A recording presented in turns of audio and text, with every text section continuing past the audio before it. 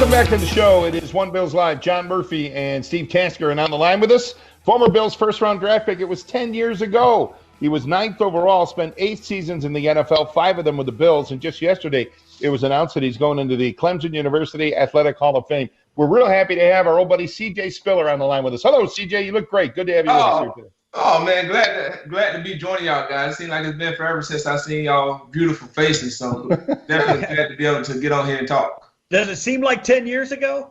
It does not, to be honest with you, Steve. It seemed like it was literally just yesterday that I was getting drafted by Buffalo, and to wake up now and see that it's been 10 years since that draft, and the Bills selected me with that 9th overall pick.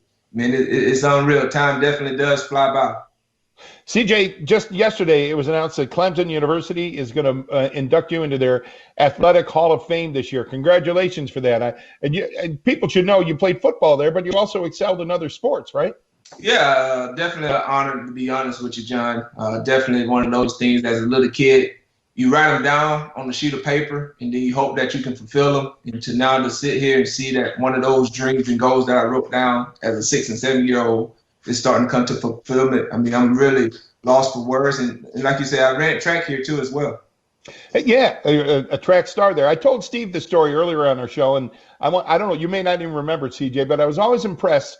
Maybe 5, 6, 7 years ago, I was at the Senior Bowl covering it. You showed up with Coach Swinney, and I said to you, what are you guys doing here? I mean, you were an NFL player, and you said Coach Swinney just wanted to see how his Clemson players were making out at the Senior Bowl, and he said, hop in the car, and there you are, and you came down to visit. It told me something about the culture of that Clemson program and what Coach Swinney's put together there, huh?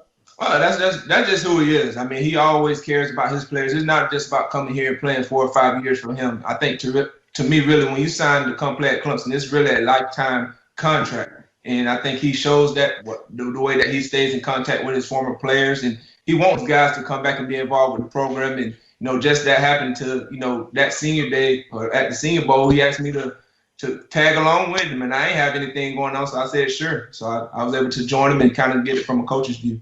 I was telling Murph, there's some guys in the Clemson Hall of Fame, right? I mean, that's some. Yeah. It's not East Nowhere State. I mean, we know now that Dabo Swinney's taken over and they've built this culture and they're always contending for the national championship. But even years ago, they've got some guys in there that were pretty special, and now you're among them. It's got to make you feel really good. It does, and then we just had Brian Dawkins going to the Pro Football Hall of Fame, the first Clemson player to do that. So. I mean, when you talk about, guys that played in this program that kind of laid the foundation, I always tell people I'm just very lucky enough to be able to stand on the shoulders of guys that helped build this program to what we see it is today. Maybe you could argue, and maybe you wouldn't argue it, but it could be argued you're one of the building blocks there, CJ. I read a piece in USA Today a while ago that said really Clemson's resurgence in the world of college football began when they recruited you, when they signed you to go there. Do you feel that you got something going there at Clemson? Well, I mean, that's funny that you asked, because I just did an interview yesterday and they asked the same question. And honestly, I tell people all the time, I don't never really sit back and really think about that. I guess as you get older, and as I get older, probably if you ask me probably 20 years from now, my answer could be different. But to me, I was just happy that I was just a part to be. It's like building a house. I was just one of those bricks, and I was just happy to be a part of the foundation. And like you say, it's great for people to talk about, but to me, I honestly don't really sit around and think about that I was one of the guys. But, obviously that stuff could change here 20 years when I'm up more in age and I kind of sit back and really reflect on my career. My answers could totally be different. Well, just like every college kid, and I remember when I was way back in the last century when I was in college, but there was a time when you thought, man, maybe Clemson isn't the place for me. You had been there, and as a young kid, when you come out of high school and you go to college, you think you go to the right place, you hope you make the right decision, you agonize over it. But it's not always exactly, and it's never exactly like you envision it to be. And you had some doubts when you were at Clemson early on, right? I did. After my freshman year, I definitely thought about transferring back down to Florida. And really, to be honest with you, Steve, I kind of just let my emotions get the best of me, just because after that bowl game, I kind of didn't like how the way that transpired going against, obviously we played Kentucky, and there was, I want to say, one of the worst rush defense. And me and my counterpart, James Davis, only touched the ball like 7 to 9 times between the both of us, and I was just frustrated, and I just felt. And then you got Florida right there that was getting ready to play for a national championship, and they right there in my backyard. So like you said, as a young kid, you start all those things start questioning you. But really, I was always told never make a decision based off of your emotions or the emotion that you're going through at the time. So once I let the smoke clear, I figured, once I made that vow to come to Clemson, it was best for me to just stay and not let my emotions get the best of me and make a terrible decision. C.J. Spiller's going into the Clemson University Athletic Hall of Fame this year, 9th overall pick in the 2010 draft by the Buffalo Bills. What do you recall about the night you were drafted, C.J., drafted 9th overall? What was that night like for you? It was exciting, anxious, to be honest. And I just remember riding up to Radio Hall, being in the car with one of my idols, Barry Sanders. I mean, never in my wildest dreams I'd ever thought I'd be able to sit literally 2 feet away from Barry Sanders, one of the greatest running backs to ever play the game. And to be able to sit in that car ride and kind of just pick his brain about different things, about how he take care of his body, what to expect at the next level. That was really a highlight of my day. And then obviously once, I got there and sat there in the green room and seen my phone, and that 716 area code showed up, I knew I was going to upstate New York to be a Buffalo Bill. What were some of your favorite moments about being a Buffalo Bill? I know you spent 5 years here. What were some of the fondest memories you have? To be honest, it was the fans. It was the fans that made the experience wonderful. Obviously, we didn't, have the success like we wanted as teams, but the fan support that we had each and every game, both home and away, that kind of blew me away. It kind of really made me feel like at home because it reminded me so much of Clemson, of that fan base that we have here. So to me, it was the fans. And then that year that we kind of started off, I think 5-0. Literally, people talk about the buzz in the city. Literally, as a player, you can feel the buzz in the city. I just wish we could have just finished that season on the right note. I just think at the time we had a young team and we didn't understand how to handle success. Compared to when you guys played, Steve. Y'all guys knew, y'all had a veteran group. Y'all knew how to handle success. I think we were so young, we didn't know how to handle that success at the time. But it was the fans and just my teammates and having guys like John, being able to talk to him. It made my time there at Buffalo really worth the time.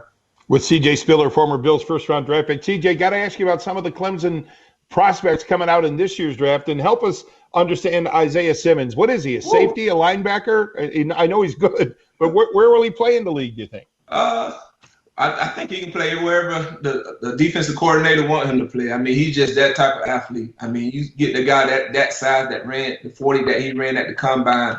Them guys don't walk around this earth every day. So whoever gets him is going to get a special talent. And I think the special thing about Clemson guys is that they don't get caught up into the hype. Obviously it's a big moment for them, but at the same time, we understand as players that there's still a lot of work that has to be put in. And I think those guys are going to understand that. And whatever team they go to, they're going to get a winner. They're going to get a hard worker, a guy that's very humble. I think he's going to be able to take that organization to a whole nother level. So I'm excited to see where our guys end up at. Well, one of the things you got a chance to do, you played for Buffalo for 5 years. You also got a chance to play with Drew Brees, Hall of Famer down in New Orleans, and now you're probably a really close watcher of Clemson football. So you got Trevor Lawrence there. He's going to come out next year. You've played with a Hall of Famer in Drew Brees. You see this young college kid who, man, I don't know how you describe him. What are your thoughts about those two, what Trevor Lawrence is going to look like? And I'm like everybody. It's not my life to live. But Trevor Lawrence got to be looking sideways going, man, I don't know if I want to – what more do I have to do at Clemson to prove I can play in the NFL? And what kind of risk is he taking? But by the same token, he's got to want to play. Yeah, I think, like you said, Steve, I think it's just that competitive. I think it's all in our athletes. Obviously, it's always a risk when you play this game of football every time you step on the field. And he understands that, and they'll do everything to make sure that he has his insurance policy and all of that stuff. But I think he just want to have a chance to just come back and grow as a player. Obviously, he can't come out just because he was a true sophomore. So he'll come out and he'll do the necessary things he need to do to get better as a quarterback. I'm pretty sure some throws that he'll probably like from that championship game that he'll love to take back. So he just want to continue to prove as a player. But I can tell you this, whoever gets him next year, I promise he turns that organization into a winner right away. He just has that winning edge. I've never seen a guy that can just stay so composed with no matter what's going on throughout the game. He just stays to himself and he goes out there and executes. And as you know, your quarterback, he's the leader. And when you as a teammate, when you see the quarterback have that type of belief that we can win any game at any moment, no matter what the circumstances is, I think that speaks volume of his character. So I'm not gonna put him up the pedestal of Drew Brees because that's a different animal and that's a different type of talent. But I think if he continue to do the things that he can definitely have a long, successful NFL career. Hey, CJ, Bills fans, I want to know what you're up to now. You told me you live by Clemson, right, in that part of South Carolina, but what do you do for a living?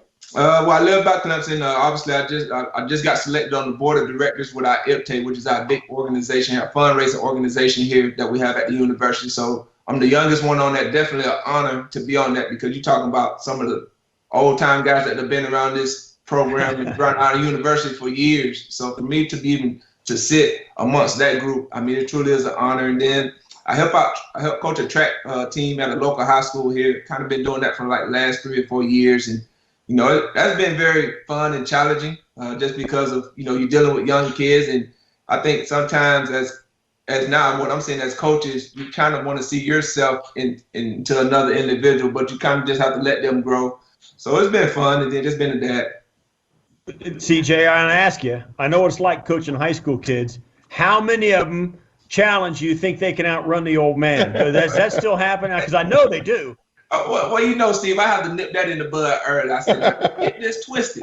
Now, I'm still the teacher. Don't make me have to lace these shoes up and have to show them. Every now and then I get one that think they can challenge me, and I have to get out there and show them that, hey, I might be 32, but I still got this wheel still can turn over. That's great. CJ, it's great to catch up with you today. Thanks very much for being on the show. Oh, man, thank y'all guys for having me. Y'all guys stay safe up there in Buffalo. And I tell all the fans I love them and I miss them.